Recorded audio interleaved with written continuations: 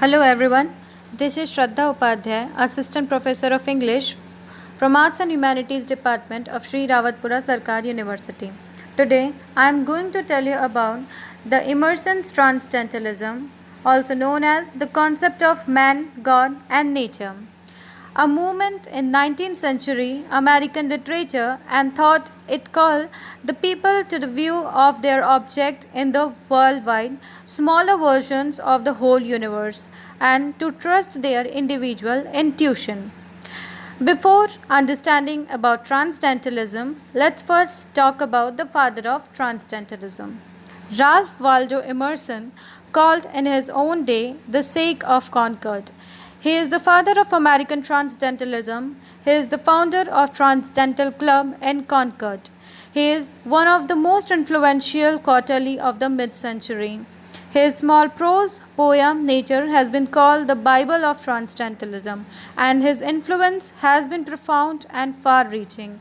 He is at the center of what has been called the New England Renaissance. Now, what does Transcendentalism means? Transcendent means beyond and above. Hence, the transcendentalist is one who believes in the existence of divine world beyond and above, and the world of the senses. The divine is referred to as the oversoul of Emerson. The teaching of transcendentalism is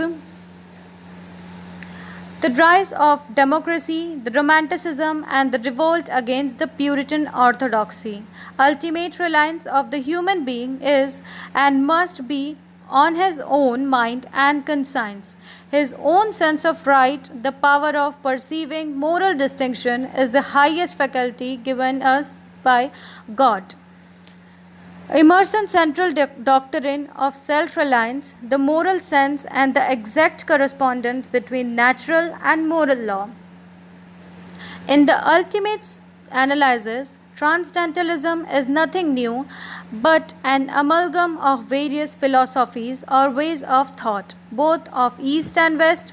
Both ancient and modern American transcendentalists were influenced by such British writers as Wordsworth, Coleridge, and Carlyle, German idealistic philosophers, Greek philosophers, Hindu writers of the Upanishads and the Bhagavad Gita.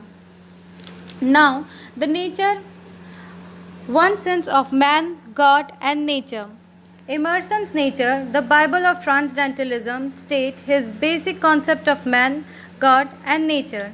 Nature's beauty, we begin to see out own selves. This is the way in which nature is made to conspire with spirit of emphasite us.